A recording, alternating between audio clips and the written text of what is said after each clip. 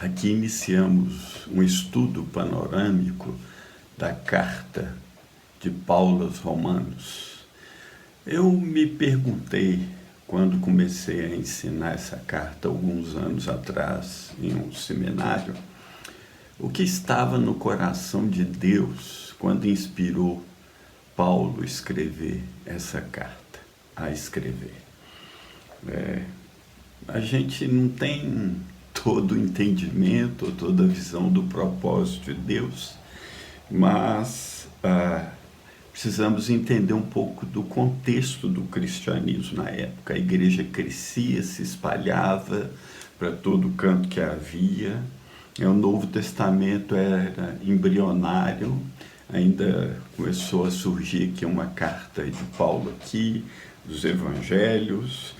E Paulo, ele quando converte, ele vai para a Arábia, ele fica um tempo em Tarso e ele recebe revelação de Deus, a revelação do que ele chama do meu evangelho, que é esse evangelho que ele expõe de uma maneira claríssima na carta aos Romanos.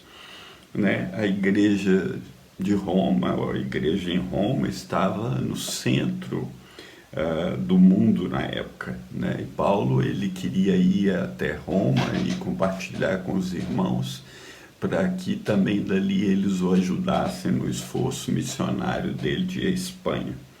Então o Espírito Santo sopra aquela inspiração a Paulo, porque os irmãos judeus e gentios que formavam aquela igreja precisavam compreender a plenitude do Evangelho, precisavam compreender o Evangelho da salvação. E esse Evangelho da salvação, a beleza dele é exposto nessa carta de uma maneira espetacular.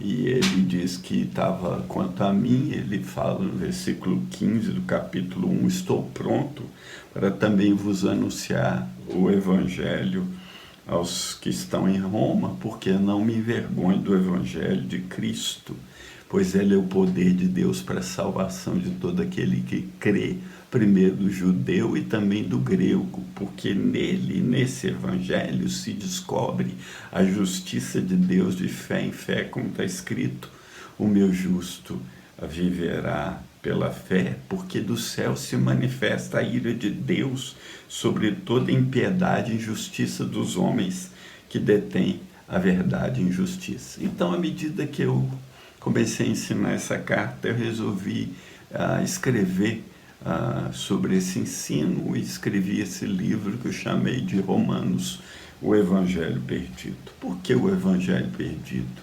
Porque nossos dias são dias difíceis, Hoje em dia o Evangelho tem sido pregado quase que totalmente centralizado nos homens. Algumas verdades eternas têm sido omitidas pelos pregadores. E esse novo Evangelho está produzindo uma nova geração de crentes, Não de pequenos cristos, como foram chamados irmãos lá em Antioquia, no começo da história. Esses crentes atuais, eles não querem obedecer o Evangelho de Deus. E o coração do Evangelho é a glória de Deus, O Evangelho é o Evangelho da glória de Deus, porque pela graça somos salvos. Isso não vem de nós, vem pela fé que Deus nos dá, como ele escreveu em Efésios. E não vem de obras também, para que ninguém se glorie. Então, Paulo expõe esse verdadeiro evangelho de um modo magistral nessa carta aos Romanos, demonstrando aos leitores a necessidade de que o evangelho seja reencontrado. Assim é no nosso dia. Nossos dias nós precisamos reencontrar o verdadeiro evangelho, o evangelho que prevalece, o evangelho que leva à conversão. O evangelho verdadeiro sempre começa e termina com Deus, o Pai, Jesus Cristo, pela operação do Espírito Santo. O Evangelho fala de Deus buscando o homem perdido antes dos tempos eternos, pois ele preparou um cordeiro para ser morto desde a eternidade, mas também fala de um dia chamado hoje, em que Deus, esse Deus tremendo em poder e majestade, nos chama para segui-lo, nos justifica e nos glorifica. Nós precisamos de um povo que redescubra o Evangelho da glória de Deus. O coração do Evangelho é a glória de Deus, né? E esse Evangelho é o Evangelho do poder de Deus, assim que ele começa a carta. Paulo é desafiado ali a pregar em Roma o Evangelho, e ele mostra que ele não se envergonhava do Evangelho, porque esse Evangelho é o poder de Deus para a salvação de todo aquele que crê, o que não tem sido muito realidade nos nossos dias. Martin Lloyd Jones, um pregador do século XX, que morreu na década de 60, ele comentando sobre isso, ele diz o seguinte: Paulo começa falando da ira de Deus em Romanos, não das necessidades das pessoas como tais, não das coisas que as aborrecem, não daquele pecado que as deixa prostradas e que elas não conseguem vencer, não da infelicidade delas, nada disso. Ele não menciona essas coisas. Em vez disso, ele fala da ira de Deus.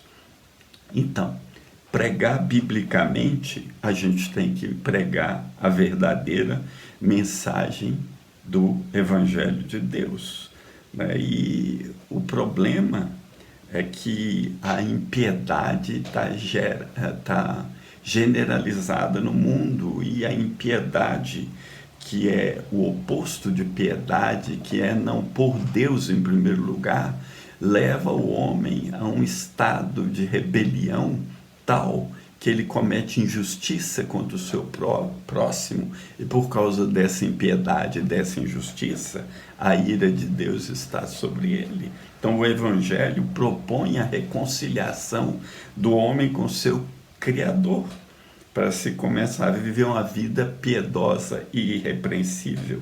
Deus Pai estava em Cristo, reconciliando consigo o mundo e não lhes imputando o pecado. Esse é o verdadeiro Evangelho.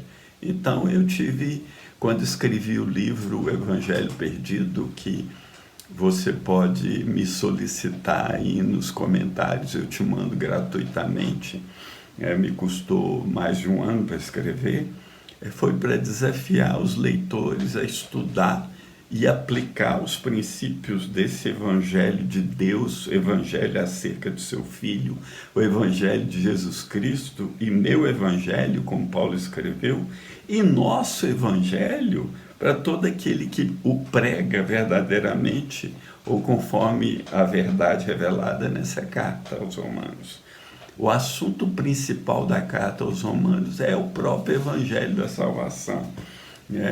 Nós fomos salvos no nosso espírito, essa obra que em Romanos vai se chamar de justificação. Nós estamos sendo salvos na nossa alma, que está sendo transformada, que chamamos de santificação, e nosso corpo será totalmente salvo quando formos glorificados na vinda de Cristo. Então, Paulo, esse brilhante escritor da carta, nos brinda com essa preciosidade do Evangelho, e ele fala de algo que está perdido, é como eu digo, é como um diamante perdido. Esse algo é a justiça de Deus. Não se pode, como diz como disse o meu amigo Russell Shedd, não se pode falar do amor de Deus sem falar da justiça de Deus. E a justiça de Deus é um assunto quase ignorado nas igrejas atuais. Essa carta não é um manual de teologia, mas é uma carta escrita para uma igreja que tinha um objetivo e fim práticos. Foi uma das primeiras cartas do cânon, e embora não seja a primeira a ser escrita, e ela tem sua importância, um resumo dela Do capítulo 1 ao 3, Paulo vai falar da justiça de Deus, que requer redenção, revela a ira de Deus através do Evangelho de Deus. No capítulo 4, ele vai falar de homens como Abraão e Davi, que foram também justificados pela fé. Então, a fé é o modo de Deus salvar o homem desde a fundação do mundo. No 5, ele vai falar sobre a certeza da fé. No 6, ele vai falar sobre a nossa nova vida em Cristo. No 7, ele vai mostrar por que estamos livres da lei. E no 8, ele vai nos trazer uma pérola sobre a certeza da salvação. No 9, 10 e 11, ele fala especialmente sobre a nação de Israel.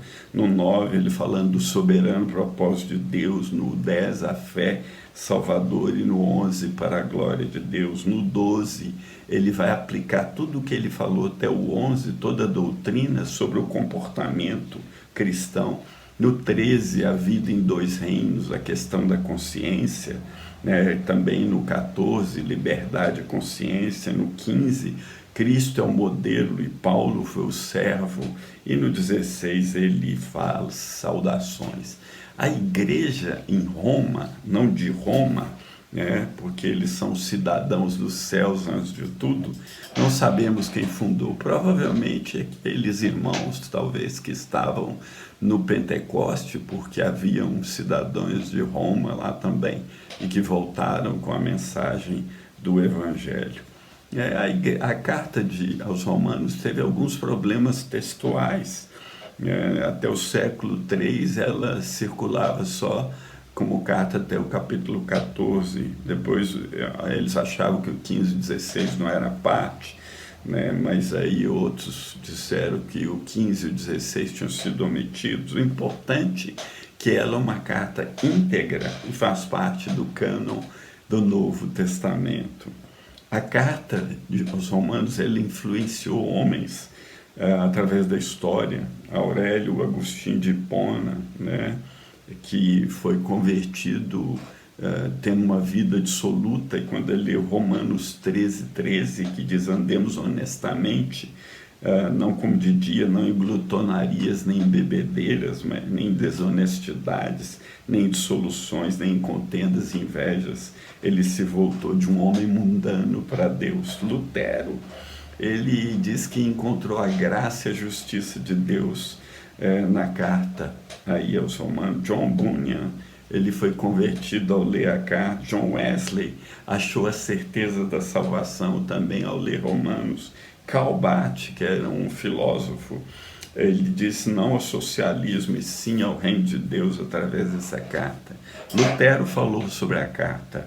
Essa carta é a parte principal do Novo Testamento e o mais puro evangelho, e merece que o cristão não somente a saiba de cor, palavra por palavra, porém também trate dela diariamente como pão diário para a alma, pois nunca poderá ser lida demais, nem estudada demais, nem assimilada demasiadamente bem, e quanto mais for manuseada, mais deleitável se tornará e melhor sabor terá. Grande homem de Deus, Samuel Taylor Coleridge, que foi um erudito, autor de biografia literária, disse sobre a carta: é a mais profunda obra que existe. Será que nos damos conta dessa profundidade ou passamos por cima de seus ensinamentos por considerá-los difíceis demais? Eu fazia isso antes de começar a ensinar, mas quando fui desafiado a ensinar, a carta me mudou e transformou profundamente o modo como eu prego o Evangelho. Você nunca vai ler a carta o suficiente. Eu, pessoalmente, já li a carta quase 130 vezes e continuarei lendo até os últimos dias. Então, que o Senhor te abençoe através dessa série de estudos que eu recomecei a gravar agora. Um grande abraço, fica na paz de nosso Senhor Jesus Cristo e que Ele revele a você a plenitude da glória dele, o Evangelho de Jesus Cristo, o Filho de Deus.